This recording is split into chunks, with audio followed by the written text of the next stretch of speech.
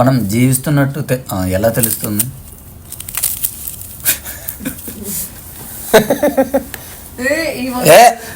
ఏంటిది ఇది? నెమలికలు కొడుతున్న మీలో దారుణ ఉంది. నేను మామూలు నెమలికలు అంటుంది అంతే. వాళ్ళు కొడుతున్నట్టు అట్లా అనుకున్నాను, నాకు తెలుసు అనుకున్నావులే. సరే ఏదో చెప్తున్నా వల్ల అంటే మనం జీవిస్తున్నట్టు ఎలా తెలుస్తుంది? గిచ్చుకుంటే తెలుస్తుంది, స్పర్శ తెలుస్తుంది, ఫిజికల్ గా డౌట్ వస్తేనే అంతే కదా. ఇప్పుడు ఎవరన్నా చచ్చిపోతే మన ఇట్లా ఎందుకు ఊపుతారంటే ఊపితే లేస్తాడని. వాడు వెళ్ళిపోయింది ఎప్పుడు, అందుకని ఇక గిచ్చిందా ఉండదు. సో ఫిజికల్గా జీవిస్తున్నట్టు తెలియాలంటే నీకు నొప్పి తెలియాలి. నొప్పి ఉండకూడదు, నొప్పి తెలియాలి. క్లియర్ అంతవరకు? Okay, clear. సో మానసికంగా నిజంగా జీవిస్తున్నట్టు తెలియడం అనేది అతిపెద్ద ఛాలెంజ్. అంటే ఈ క్షణం మనం చేస్తున్న పని తప్ప, దానికి సంబంధించిన ఆలోచనలు తప్ప వేరే ఏది లేకపోతే నువ్వు జీవిస్తున్నట్టు. అలానే ఎందుకు? పోనీ అలా కాకుంటే జీవిస్తున్నట్టు ఎట్లా అని ప్రూవ్ చేయి. ఫర్ ఎగ్జాంపుల్ నేను గతం గురించి ఆలోచిస్తూ ఉన్నా. I'm a living with baggage. Living అనేది వర్తమానం అంతే. లైఫ్ అనేది ఈ మూమెంట్లో ఉంది. ఈ మూమెంట్ తప్ప వేరే లైఫ్ లేదు. ఇంకా ఇప్పుడు ఈ క్షణం మనందరం జీవించి ఉండడానికి కారణం ప్రకృతి. అది కూడా ఈ క్షణంలోనే ఉంది, గర్భితమైంది. ఇప్పుడు ఈ క్షణమే గురుత్వాకర్షణ శక్తి డిసప్పియర్ అయిపోయి భూమి అత్యంత వేగంగా వెళ్ళిపోయి ఒకనొక శకలానికి లేకపోతే అంగార గ్రహానికి గుద్దుకుందనుకో, యూ జస్ట్ డిసప్పియర్. నీకు తెలియదు అసలు ఏం జరిగిందో కూడా. కరెక్టే. సో జీవితం అంటే ఈ క్షణము అంతే. భాషలో ఉంది ఈ క్షణంలో ఉండడము, లివ్ మూమెంట్ టు మూమెంట్, ఇదంతా భాష. You just become the moment అంతే. అదే అంటే నేను ఒకటి నాకు నా స్వీయ అనుభవంలో నాలో నేను చూసింది ఏంటంటే కొన్ని ఏదో ఆలోచనల వల్ల ఈ మూమెంట్లో జరుగుతుందని అర్థం కాకుండా కొంచెం ఎబరేషన్ వస్తుంది. ఇలా చూడకుండా కొంచెం పక్క సైడ్ అవుతుంది. ఎందుకంటే some past baggage of what ever kind it might be. దాన్ని కట్ ఆఫ్ ఎలా చేయగలగాలి? ఈ క్షణంలో ఉండడమే. అది రాని దాని పట్ల గంభీరత తీసేయాలి. దాన్ని అలా వదిలేసి విట్నెస్. ఇప్పుడు మనుషులందరూ ఉన్నారు కదా, రకరకాల వయసు వాళ్ళు. నీకు ఎవరిని చూస్తే చాలా ముచ్చటేస్తుంది. చిన్నపిల్లలు ఎందుకు? బేబీస్ క్యూట్గా ఉంటారు, ఇప్పుడు క్యూట్గా ఉంటూ హ్యాపీగా ఆడుకుంటూ, వేరే దాని గురించి ఆలోచన లేదు వాళ్ళకి. ఏ పని చేస్తే ఆ పనిలోనే ఉంటాడు వాడు. That is called baby. ఏ పని చేస్తే ఆ పని. ఇప్పుడు లడ్డు కావాలంటే లడ్డు కావాలంతే. అన్నీ అసలు స్వీట్గా ఉందా లేకుండా ఎట్లుందో నువ్వు ఎంజాయ్ చేస్తావు. బికాస్ మూమెంట్ ఉంది. ఎవడైతే మూమెంట్ టు మూమెంట్ ఉంటాడో వాడి సమక్షంలో నువ్వు మూమెంట్ టు మూమెంట్ ఉండవలసింది, వేరే ఆప్షన్ లేదు. అండ్ నువ్వు అన్నావు కదా ఆ మూమెంట్ లో ఉంటారని చెప్పి, వేరే ఆప్షన్ లేదు. అందుకే ఇప్పుడు అట్లాంటి అలా ఎవరు జీవించిందా వాడి గురువు అని పేరు పెట్టు, లేకపోతే యోగి అని పేరు పెట్టు, ఏదైనా పెట్టు. అలాంటి ప్లేస్లో నువ్వు ఉంటే గనక you just become the moment అంతే. నీకు వేరే ఆప్షన్ లేదు. ఇంకా అంటే పిల్లలు క్యూటే కదా, దమ్ము కూడా చేస్తారు. ఇట్లా వాళ్ళు లడ్డు ఇవ్వలేదంటే ఇల్లంతా పీక్. నేను అంటున్నది వాడు ఏం చేసినా ఆ మూమెంట్, వాడు చేసే పని తప్ప, వాడి ఆలోచన తప్ప వాడికి గుడ్ అండ్ బ్యాడ్ ఉండదు. అవును అవును. రెండోది అలానే పెద్దోళ్ళు అంటే కుదరదు కదా, గుడ్ బ్యాడ్. నీకు కాస్త వివేకం వచ్చింది, పిల్లలకు వివేకం లేదు కాబట్టి అట్లా. ఇప్పుడు డాడీ నాకు బెంజ్ కారు కావాలి, ఇప్పిస్తాడా డాడీ? పిల్లలకి ఇంకా వివేకం రాలేదు. సో ఇప్పుడు నువ్వు ఎదుగుతున్న కొద్దీ ప్రపంచం పరిచయం అయిన తర్వాత ఏది ఏమిటని నీకు తెలుస్తుంది. కాబట్టి వివేకంతో వివేకం అంటే ఏంది? అంటే ఆయా సందర్భానికి అంటే నీలో ఒక డిస్క్రిమినేషన్ ఏర్పడ్డది. అంటే ఏది ఏమిటి, దేనికి ఎంత, నేనెంత, నువ్వెంత, ఇది నీకు తెలిసింది మొట్టమొదటిసారి. బికాజ్ నువ్వు లైఫ్ని ఒక నీదైన కాంతిలో చూస్తున్నావు. యుఎస్లో ఒక చిన్న ఇన్సిడెంట్ జరిగింది. షికాగోకి దగ్గరలో ఒక ఈటరీలో ఆపాం, నేను ఇంకొక ఫ్రెండ్. ఆపిన తర్వాత నేను అడిగాను, ఎప్పుడన్నా నేను పోలీసులు పట్టుకున్నారా అని అడిగాను. ఎప్పుడు పట్టుకోలేదు అదృష్టశాత్తు, బికాజ్ ఐ ఫాలో రూల్స్ అన్నాడు. ఇట్లా మాటల్లో పడి ఇట్లా రోడ్డు ఎక్కేమో లేదు, వెనక పోలీస్ వెహికల్ కనిపించింది. వాడు ఒక్కసారి కళ్ళు మూసుకుని అన్నాడు, అబ్బా అసలు నీ నోరు కాదురా బాబు, పోలీసులు అంటే మన కోసం వచ్చారని, పోనీ నువ్వే తప్పు చేయలేదు కదా. అక్కడి నుంచి వాళ్ళు వినిపిస్తుంది. తర్వాత వాళ్ళు వెనక నుంచి మొత్తం స్కాన్ చేస్తారు వెహికల్ అంతా, ఏమన్నా వెపన్స్ ఉన్నాయా ఏమన్నా ఎవ్రీథింగ్ చూస్తారు. దానికి ఒక 5 minutes పడుతుంది. You have to just stop there. ఆ తర్వాత వాడు ఇట్లా అద్దం వెనక్కి వస్తాడు, అద్దం ఓన్లీ ఇంతే దింపాలి. యుఎస్లో మొత్తం దింపడానికి వీల్లేదు, ఓన్లీ ఇంతే. అంటే జస్ట్ ఇంటరాక్షన్కి నీ వాయిస్ అక్కడ వినపడాలి, వాడి వాయిస్ నీకు వినపడాలి. పోలీసులు వచ్చినప్పుడు అద్దం దించొద్దు, మొత్తం దింపనియరు. అవన్నీ రూల్స్. అంటే డ్రైవింగ్ లైసెన్స్ వచ్చినప్పుడు నీకు ఇవన్నీ తెలుస్తాయి. మనలాగా సింపుల్ లైసెన్స్ ఇవ్వరు, చాలా పెద్ద ప్రొలాంగ్ టెస్ట్ ఉంటుంది. అయితే ఇదంతా ఎందుకు చెప్తున్నా అంటే, ఆ రోజు ఒక ఇంట్రెస్టింగ్ థింగ్ జరిగింది. నేను అతనికి ఇంగ్లీష్లో చెప్తే పోలీస్ కన్విన్స్ అయ్యాడు. ఆ రోజు అయ్యి ఎలాంటి రిమార్క్ లేకుండా వదిలేసిపోయాడు with a sweet little warning. మా వాడు అసలు లైట్లు వేసుకోలేదు, హెడ్ లైట్స్. అది క్రైమ్ కదా, చెప్పాలి, అది అఫెన్స్. అది ఇప్పుడు మనం కూడా నైట్ పూట లైట్లు వేసుకోకుండా డ్రైవ్ చేయొద్దు. నేనేం చెప్పానంటే, అమెరికా ఇన్ పర్టికులర్ ఈ పర్టికులర్ ఏరియా ఎంత బ్రైట్ ఉందంటే అసలు నా కార్ లైట్లు ఉన్నాయా లేదా తెలుస్తలేదు. సో ఐఎమ్ ఫ్రమ్ ఇండియా అని చెప్పిన. అంటే నాకు ఎంత నచ్చింది ఇది అమెరికా అని. ఒకసారి సీరియస్ ఇట్లా చూసి తను ఇట్లా చూసాడు, చూస్తే ఈ వాజ్ కన్విన్స్డ్ అన్నట్టు. సో చిన్న పిల్లలకి సొంత కాంతి ఉండదు, అంటే వివేకం ఉండదు. తద్వారా అందరి కాంతిలో వాళ్ళు బతికేస్తారు. రాను రాను నీ కాంతి నువ్వు త్రో చేసుకొని నువ్వు ఒక వివేకంతో బతకాల్సి వస్తుంది. అందుకని చిన్నపిల్లల్లాగా నువ్వు ఇప్పుడే లడ్డు కావాలని తెలిస్తే మూతి వల్ల కొడతారు. వివేకం అనేది ప్రపంచానికి సంబంధించిందా, ప్రకృతికి సంబంధించింది? ప్రపంచం వల్లనే వస్తుంది వివేకం. ప్రకృతిలో ఏ వివేకం లేదు, వివేకం అవసరం లేదు. తద్వారా అవివేకం కూడా లేదు.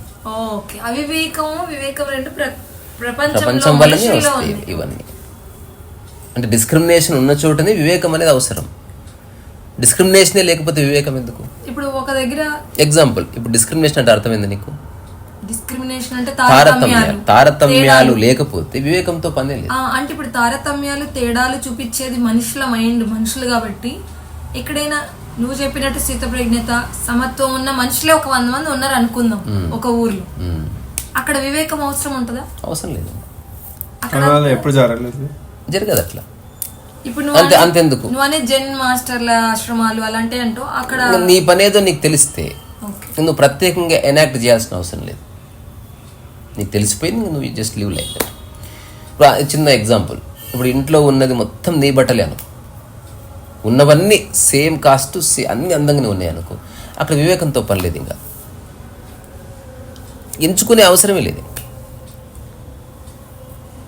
సో ఇప్పుడు 3 సినిమా స్క్రిప్ట్లు వచ్చినాయి, ఆ 3 ఒకటి ఎంచుకునేది వివేకమే.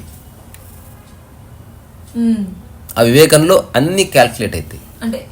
నీవు, నీ పరువు, నీ ప్రతిష్ట, నీ ఎదుగుదల, నీ మనీ, ఎవ్రీథింగ్ ఇన్క్లూడ్స్ వివేకంలో. అదే బాలునికి ఉన్నప్పుడు బాలుని వివేకం బాలుంది, అక్కడ విద్య ఇది ఇట్లా.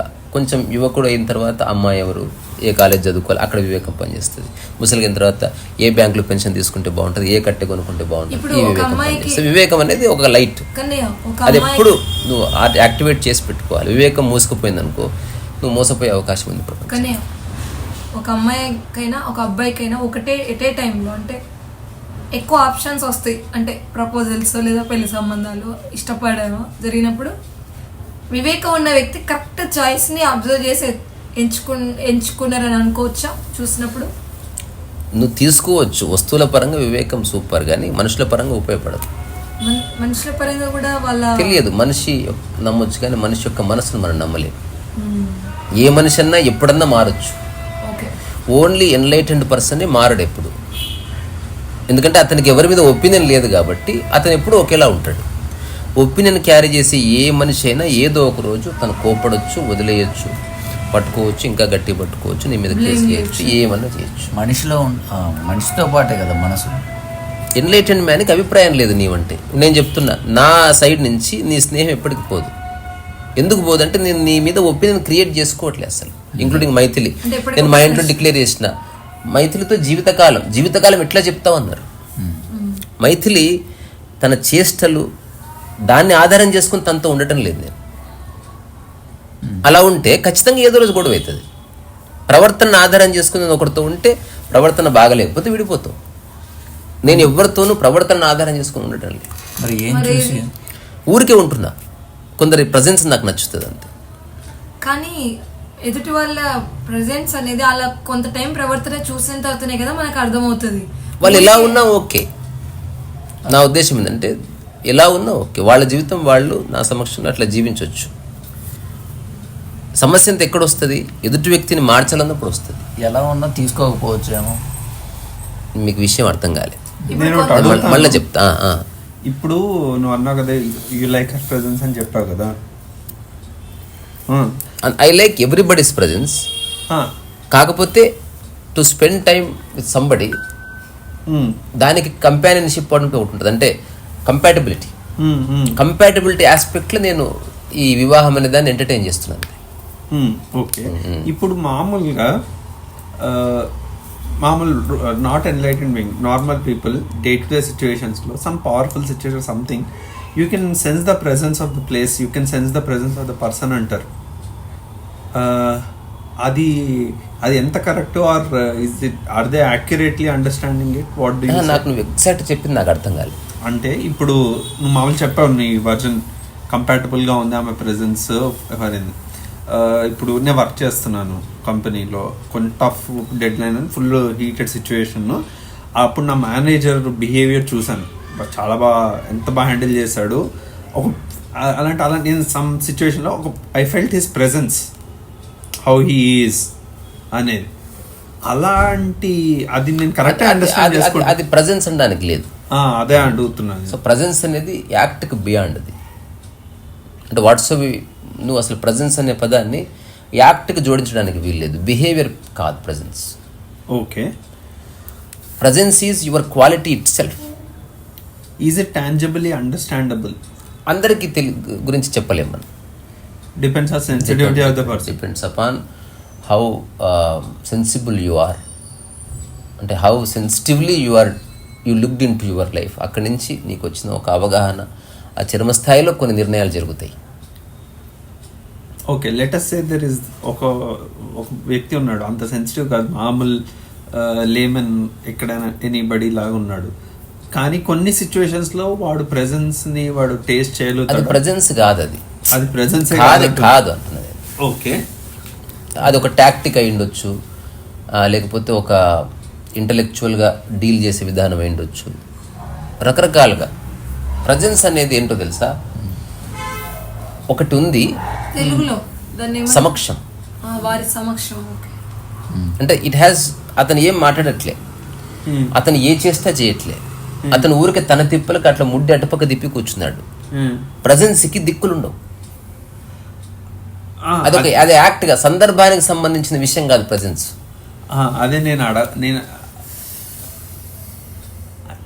ఇది అడుగుతా. పోనీ ప్రెజెన్స్ అంటే టాంజిబుల్గా ఆ రూమ్లో ఉన్నప్పుడు వాళ్ళు నువ్వు అన్నట్టు నన్ను పట్టించుకోవట్లేదు, వాళ్ళ పనిలో వాళ్ళు ఉన్నారు, కానీ వాళ్ళు జస్ట్ వాళ్ళ సమక్షంలో ఒక వైబ్లా అనిపిస్తుంది, కంఫర్టబుల్గా అనిపిస్తుంది, ఒక ఇదిగా అనిపిస్తుంది. దాన్ని ప్రెజెన్స్ అంటావా? 100%. అదే నన్ను 100%. అండ్ అది కొన్ని మామూలుగా టెంపుల్లో కానీ ఆర్ కొన్ని టెంపుల్స్లో కానీ ఏమి లేదు. ప్రజెన్స్ అనే దానికి ఒక చిన్న తేలికపాటి ఎగ్జాంపుల్ అంటే ఒకానొక మానసిక స్థితి కొన్ని సంవత్సరాలుగా చెక్కు చెదరలేదు, తద్వారా దానికంటూ ఒక వైబ్ ఉంటుంది, ఆ ప్లేస్ అది వచ్చేస్తుంది. అదే అంటే ఊరికూరికే డిస్టర్బ్ అయ్యే మైండ్, మళ్ళీ ప్రశాంతంగా ఉండే మైండ్, మళ్ళీ డిస్టర్బ్ అయ్యే మైండ్, అది ఎప్పటికీ ఒక ప్రజెన్స్ని ఒక శక్తి క్షేత్రాన్ని క్రియేట్ చేయలేదు. ఒక శక్తి క్షేత్రం ఏర్పడాలి, ఒక ప్రజెన్స్ అనేది అనుభవంలోకి రావాలంటే ఆ వ్యక్తిలో ఒక ఎడతెగని స్థితికి ద్వారం ఓపెన్ అయింది, ఇంకా తద్వారా హీఈస్ బియాండ్ ఎవ్రీథింగ్. ఇప్పుడు ఇదొకటి అడుగుతా. ఇప్పుడు I went to new city, మన టాపిక్ బియాండ్గా పోతున్నాం కానీ అది కంక్లూడ్ చేయి. ఏం లేదు, ప్రెజెన్స్ దాని గురించే. Every place has it vibe అన్నట్టు అంటారు కదా, అది ప్రెజెన్స్ అంటున్నావా నువ్వు? అది అయి ఉండొచ్చు.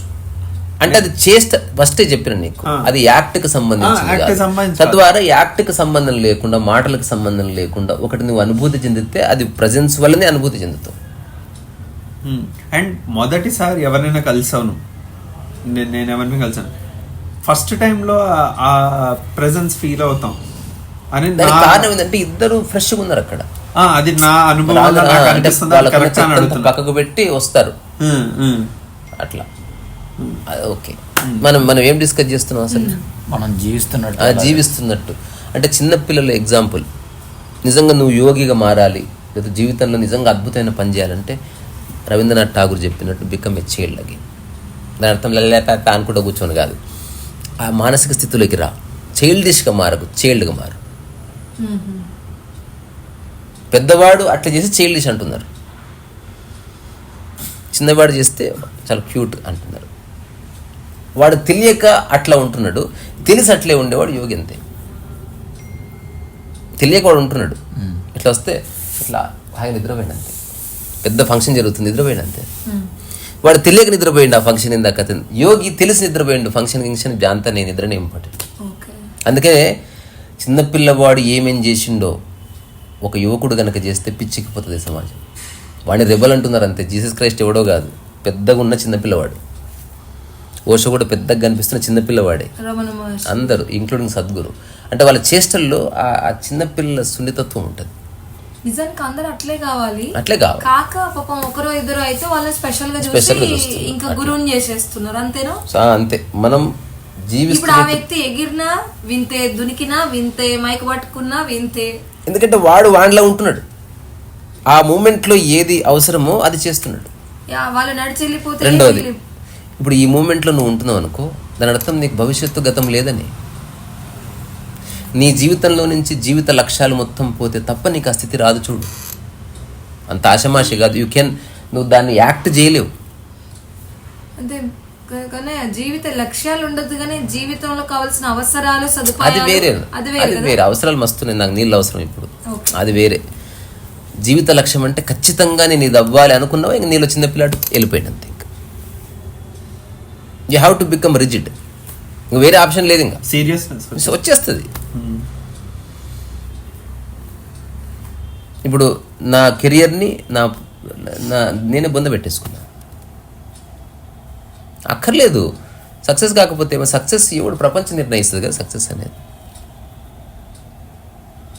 There is no success. అట్లా అనిపిస్తుంది నీకు సక్సెస్ అయినట్టు. 100 మంది వచ్చి కంగ్రాచులేషన్ చెప్తే నీకు ఆ భావన కలుగుతుంది. అదే 100 మంది వచ్చి వేస్ట్ ఫెలో తూ అంటే నీకు భావన కలిగి చచ్చిపోదా అనిపిస్తుంది. ఈ 2 అబద్ధాలు. నీకు తెలియాలి నువ్వు సక్సెస్. ఎగ్జాంపుల్ ఇవ్వలేదు, నువ్వు చుట్టుపక్కల అడవిలో ఉన్నావు, నువ్వు మంచి పెయింటింగ్ వేసినావా చెడ్డ పెయింటింగ్ వేసినా ఎట్టు తెలుస్తుంది చెప్పరా? నిజం చెప్పు.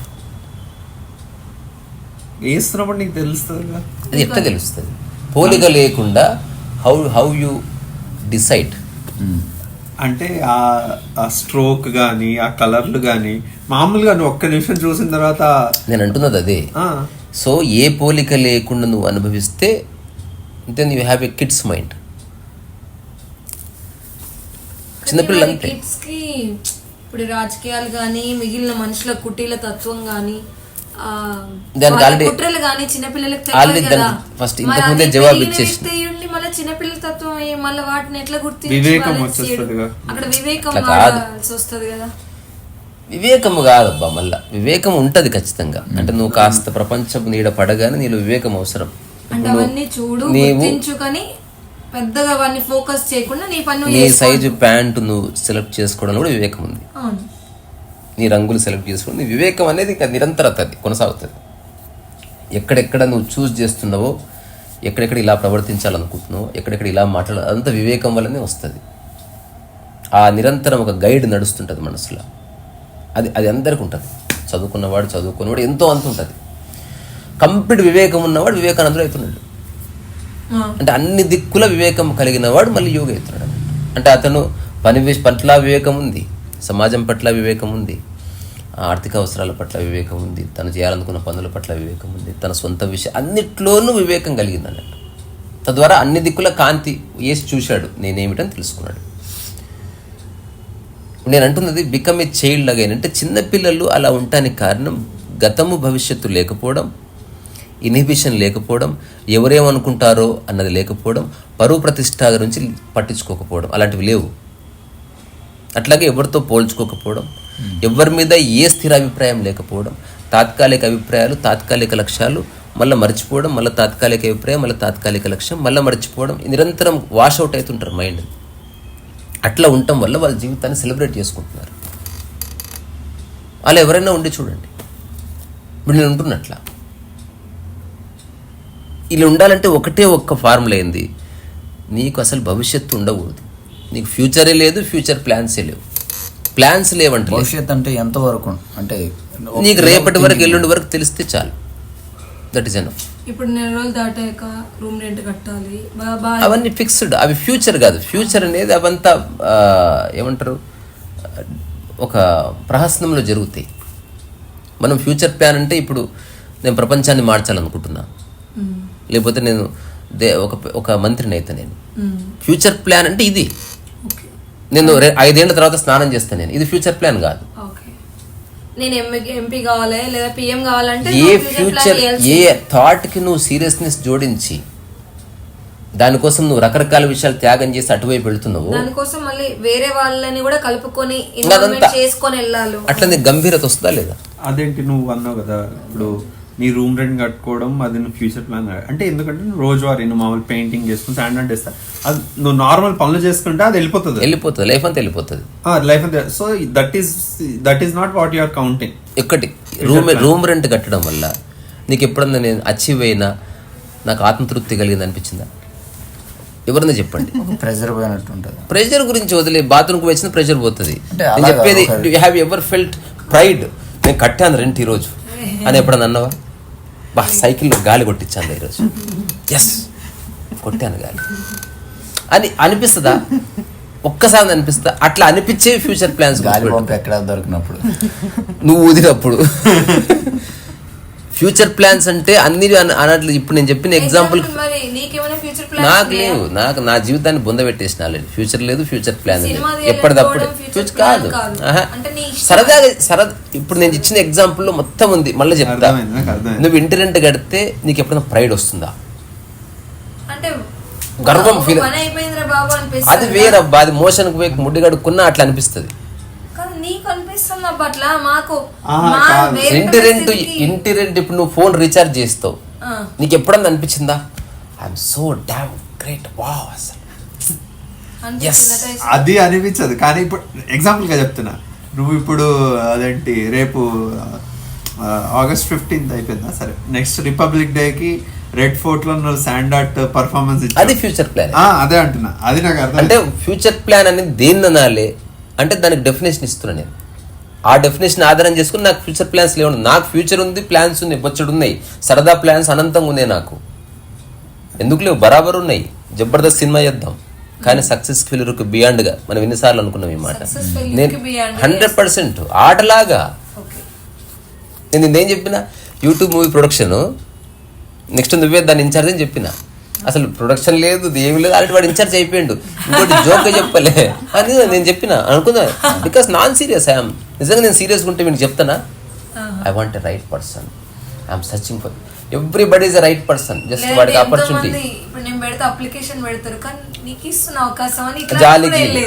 సో ఇప్పుడు ఫ్యూచర్ ప్లాన్స్ అనేది ఏదో అంటున్నామో, ఏ థాట్కి నువ్వు ప్రైడ్ని, సక్సెస్ని, నీ యొక్క లైఫ్ని స్టేక్ చేస్తున్నావో అది ఫ్యూచర్ ప్లాన్ కింద లెక్క.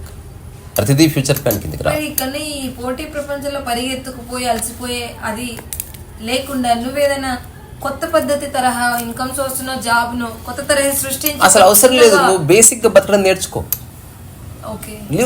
ఆర్డినరీ నేను ఒక చిన్న కొన్ని ఫార్ములా చెప్తా, ఒకసారి చూడు. అవే ఒక్కర్లేదు, అసలు అవే ఒక్కర్లేదు. మనుషుల్లో యూనిటీ ఉంటే నేనే చేస్తా. అది ఆల్రెడీ ఇప్పుడు కాదు, మొన్న మా అన్న వచ్చినప్పుడు నువ్వు డిస్కస్ చేస్తే ఈ ఐడియాలు ఎప్పుడో చెప్పాడు, నీకు గుర్తు చేస్తా. నేను ఎప్పటి నుంచో చెప్పిన 2009 తర్వాత, ఇన్ని ఇంటి తీసుకుని మనం ఉండకూడదు. Let's take one apartment. అందులో అందరు ఉన్నారు నా ఫ్రెండ్స్, తేజ కూడా అక్కడే ఉన్నాడు. విను, ఎవరితో ఎవరికి సంబంధం ఉండదు. Good morning Teja, hi Teja, no. నువ్వు వేరే ఇంట్లో ఉన్నట్టే. అసలు నువ్వు మెట్లు దిగుతుంటే మేము పక్క జరిగి ఇట్లా వెళ్ళిపోవాలంతే. వీఆర్ యాక్చువల్లీ తగడ ఫ్రెండ్స్ మనం, బట్ అస్సలు కేర్ చేస్తలేము ఒకరినొకరు. కానీ అవసరం అయితే తేజ అందుబాటులో ఉన్నాడు నాకు. రెండవది, ఎవ్వరు ఫుడ్ క్రియేట్ చేసుకోవద్దు. వారంలో ఒక్కరోజు మాత్రమే ఎవరి ఫుడ్ వాళ్ళు వండుకుంటారు, మిగతా రోజు రసోయి గారు నడుస్తుంది. ఓకే. తద్వారా అందరికి సమయం మిగిలింది. అవును. ఇప్పుడు టైసన్ వారం రోజులు కూరగాయలు పనివాడిది, ఓకే. అందరికి కావాల్సిన కూరగాయలు, దానికి ఒక నిధి ఉంటది, అందరూ 2,000 ఇస్తారు, అదంతా కమ్యూనిటీ. కానీ ఆ కమ్యూనిటీలో మన రూల్స్ అండ్ రెగ్యులేషన్, ఇక్కడ రూల్స్ ఏం లేవు, open community and we have understood the formula. సిటీలో కమ్యూనిటీ టైప్ బిల్డ్ నేను చేస్తా, ఆల్రెడీ మనం చేస్తూనే ఉన్నాం. నేను టైసన్ విమల ఎవరు రెస్పాన్సిబిలిటీ తీసుకోవద్దు. వాళ్ళందరూ ఇప్పుడు తేజకి ఆర్థిక సమస్యలు వస్తే అయ్యో తేజ కష్టపడాలి, మనం రూపాయి అయ్యాం, మనం ఏది షేర్ చేసుకోవట్లే. కలిసి ఉండడంలో బలం ఉందంతే. కానీ కలిసి ఉంటే వీళ్ళందరితో ఊరికి కలుసుకుంటారు, పత్తాలు ఆడతారు, అట్లా ఉండొద్దు. కలిసి ఉండు, నెల రోజులైనా తేజ ఇంటికి మనం పోకపోవచ్చు. అంతేకాదు, ఇందాక మాట్లాడుకుంటున్నాం కదా, అది కలిసి ఉంటున్నాం అంటే నా విషయాల్లో ముక్కు కాళ్ళు చేతులు అన్ని పెట్టి ఇట్లా ఉండాలి అట్లా అంటే నేను చెప్తున్నా, ఫస్ట్ నుంచి నేను ఇది చెప్తున్నా. ఇప్పుడు నేను మా ఇంట్లోనే కారు దిగి పైన నా ఇంటికి పోతా, మా అమ్మ ఇంటికి పోను. నేను ఫస్ట్ నా రూమ్కి వెళ్తా, నేను ఒక్కొక్కసారి కిందికి రాను కూడా రాను. అది అలవాటు చేసిన నేను డిటాచ్మెంట్. ఫస్ట్ పిచ్చెక్కింది మా వాళ్ళకి, అసలు అక్కడికి వెళ్ళాక చెప్పకుండా వచ్చాడు సార్లు. అంటే కొన్ని అర్థం చేయించాల్సి వచ్చింది బై ప్రాక్టికల్ అప్రోచ్. ఇదేంది, ఒక అపార్ట్మెంట్లో ఒక 40 మంది ఫ్రెండ్స్ ఉంటున్నాం, 40 కుటుంబాలు, ఒకరితో ఒకరికి అందరు చూస్తే ఎవరెవరో, మనం ఎవరికి చెప్పట్లే మేము ఎప్పటి నుంచో ఫ్రెండ్స్, ఇదేం పెట్టుకోవట్లేదు మనం, అందరు కలిసి ఉన్నారు అంతే. అంటే ఒపీనియన్స్ ఏమి లేవు. ఇది మనం 10 ఏళ్ళుగా పరిచయం, ఒక్కరోజు పరిచయంగా చూడు. ఎవరి పనులు వాళ్ళు చేసుకుంటూ అందరం కలిసి క్రియేట్ చేసే పని కోసం మనం ఒక డోర్ ఓపెన్ చేస్తాం అన్నట్టు. అక్కడే ఉంటుంది, అక్కడే ఉంటుంది. దానికి లాక్ ఉంటుంది, నీళ్ళు తీసుకురావా కొంచెం. అయితే అందరం కలిసి ఏదన్నా ఒక స్మాల్ ఇండస్ట్రీ లాంటిది బిల్డ్ చేయొచ్చు. ఫస్ట్ ఆఫ్ ఆల్ ఎవరు, సో మనందరం ఒక కాన్సెన్సస్లో రావాలి, థాట్ ప్రాసెస్లో ఏకాత్మ భావన కలగాలి, ఎవ్వరికి ఈగోలు ఉండకూడదు. ఆ తర్వాత ఎవ్వరు ఒకరి పర్సనల్ విషయాలు ఒకరు ఎంక్వైరీ చేసుకోవట్లే, ఒకరు ఎవరిని సహాయం చేస్తే సహాయం అడుగుతున్నావు కానీ ఎవరిని బలవంతం చేయట్లే, ఒకరి మీద ఒకరు ఆధారపడట్లే, అందరూ సెల్ఫ్ సస్టైన్ అవుతున్నారు. అట్లాంటి మైండ్స్ మధ్యన కొత్త వరకు పుట్టిందనుకో, అది నిజంగా అందరి జీవితాలు మారుస్తుంది. అప్పుడు నువ్వేం ఇంట్లో ఉన్న లేడీస్ అందరు ఉన్నారు, ఖాళీగా ఉన్నారు, పచ్చడి పెడతారు అంతే. మనందరం కలిస్తే బిజినెస్ అయిపోతుంది, ఎవరో అక్కర్లేదు. సో ఇవన్నీ చేయొచ్చు. దానికి అనుకుని ఒక 1 ఎకర్ పొలం ఉంటే ఒకరు చూసుకుంటారు, ఒకరు కూరగాయలు తెస్తారు, ఒకరు పొద్దున్నే అందరు బళ్ళు తుడుస్తారు, వాడికి అందరం కలిసి చిన్న శాలరీ ఇస్తాం. ఒక ఆమె ఉంది ఇంట్లో గృహిణి, పొద్దున్నే అందరూ వాకింగ్కి వెళ్తారు కదా, అన్ని కార్లను సర్దుడు చేస్తారు, ఆమె ఒక 5,000 శాలరీ పడిస్తాం. తర్వాత అందులో ఒక ఆమె ఉంది, అందరి ఇంట్లో టీవీలు గీవీలు అంతా రోజు తుడుస్తుంది, మీతో ఉన్నట్టు ఉంటుంది, తుడిచేస్తుంది. అట్లా ఎవరెవరితోనో పని చేయించుకోకు, అక్కడ ఉన్న వాళ్ళతో రకరకాల పనులు చేయించుకుంటున్నారు. చాలా ఎక్స్ట్రాడినరీ. కానీ ఇది 100% అర్థమైన వాళ్ళకి అందులో ద్వారం ఓపెన్ చేయాలి తప్ప ఈ ఆవేశపరులు, షార్ట్ టెంపర్ గాండ్లు, మూర్ఖులు అట్లా కాదు. సో నా జీవితంలో కొద్ది రోజుల తర్వాత, అంటే ఒక 1 or 2 years తర్వాత ఖచ్చితంగా జరుగుతుంది, ఆల్రెడీ జరుగుతుంది. అది తెలిసిన వాళ్ళు ఆటోమేటిక్గా ట్యూన్ అయిపోతారు అన్నమాట, చాలా బాగుంటుంది.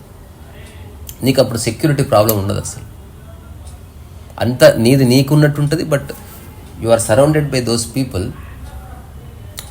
వాళ్ళ ప్రొటెక్షన్లో ఉన్నట్టు నీకు ఒక అనుభూతి కలుగుతుంది. తద్వారా నీ మానసిక రోగాలు పోతాయి. హఠాత్తుగా నీకు చిన్న హెల్త్ వచ్చింది, అసలు నువ్వు ఆలోచించనే అక్కర్లేదు, ఎవరో ఒకరు నేను తీసుకెళ్తారు, ఎవరో ఒకరు నీకు సేవ చేస్తారు. నీకు ప్రతిరోజు ఫుడ్ వస్తుంది, సాయంత్రం అయితే అందరం కలిసి ఒక కమ్యూనిటీ హాల్లో కూర్చొని మాట్లాడుకుంటాం. ఇక్కడ ఎవరికి జీవిత లక్ష్యాలు ఉండొద్దు అంతే, లైఫ్ని ఎక్స్పీరియన్స్ చేయడానికి కలిసి ఉందని తప్ప మనం చేద్దాము అట్లా చేద్దాం ఉద్యమాలు చేద్దాం మెల్లగా డిబేట్ అయిపోతాం. సో విడిపోయే ఉంటూ అందరం కలిసి చేసే ఒక కామన్ పనిని ఎన్కౌంటర్ చేయొచ్చు, డిస్కవర్ చేయొచ్చు. ఆ విషయం దాని గురించి ఎవరు పర్సనల్ లైఫ్లో వాళ్ళకి ఉంటాయి కదా, ఫ్యామిలీస్ లింక్లు, అలా వాళ్ళందరికీ ఎలా ఉండని, వాళ్ళు మనతో పార్టిసిపేట్ చేయరు, ఊరికే మనం కలిసి ఉంటాం కదా. ఇప్పుడు అరుణాచలంలో రమణ మహర్షి ఉన్న చోట పోయి కొందరు ఉన్నారు, రమణ మహర్షి దగ్గర పోయి రోజు ఏం కూర్చోరు. రమణ మహర్షి ఉన్న ఊర్లో ఉన్నామన్న భావన ఒక గొప్ప తృప్తినిస్తుంది. అంతెందుకు, ఒక పెద్ద అమ్యూజ్మెంట్ పార్క్ వెళ్ళావు, ఆ పార్క్లో తింటున్నావు చెట్టు కింద కూర్చొని, ఆ పార్క్లో తింటున్నట్టు అనుకుంటావు, చెట్టు కింద కూర్చొని తింటుందని నువ్వేమనుకో. బేసిక్గా నువ్వు చెట్టు కింద కూర్చున్నావు, చెట్టు చుట్టూ పార్క్ ఉంది, పార్క్లో చెట్టు లేదు. నేను పిరమిడ్ దగ్గరికి పోతే మీరు కూడా పిరమిడ్కి వస్తారా అని అడిగాడు. నీ బొంద, నేను వచ్చింది చెట్లను చూడడానికి. ఈ పిరమిడ్లు ఉన్నా లేకున్నా చెట్లు ఉంటాయి. నేను ఉన్న చోట చెట్లు ఉన్నాయి, చెట్ల చుట్టుపక్కల పిరమిడ్ ఉంది అంతే. నాకు పిరమిడ్ మీద ఆసక్తి లేదు. అలాగే నేను దానికి అగెనిస్ట్ కాదు. నేను వచ్చింది మాత్రం ప్రకృతి కోసం. ప్రకృతి పక్కల పిరమిడ్ ఉంది, నేను ఎంజాయ్ చేస్తున్నా ఆ షేప్ అదంతా. నేను నాకు అగెనిస్ట్ కాదు, దానికోసం అయితే రాలేదు. నేను వచ్చిన చోట అది ఉంది, నేను ఎంజాయ్ చేసే దాంట్లో అది కూడా ఉంది. ఎక్స్క్లూజివ్గా దానికోసం రాలేదు. అట్లా ఎక్స్క్లూజివ్గా మనం ఒక పర్పస్ కోసం ఏం లేము అక్కడ. జీవించడమే పర్పస్ తప్ప ఒకరి మీద ఒకరు ఆధారపడడం కాదనేది సారాంశం. సో కంక్లూజన్ ఏంది? చేసే పని తప్ప మనసులో ఏదో ఉండకూడదు. ఈ క్షణం మనం మాట్లాడుతున్నాం అంతే. దీంట్లో చిన్న థాట్ వచ్చిన జీవిత లక్ష్యము లేకపోతే సక్సెస్ అచీవ్మెంట్ నీ మాటల్లో ఫ్లో పోతుంది. నువ్వేదో ప్రూవ్ చేయాలని ట్రై చేస్తావు. మనం ఎట్టనో కూర్చుంటాం, ఎట్టనో జుట్టు సర్దుకుంటాం, అవన్నీ వచ్చేస్తాయి, కరప్షన్ అయిపోతుంది. అందుకని బికమ్ ఎ చైల్డ్ అగైన్.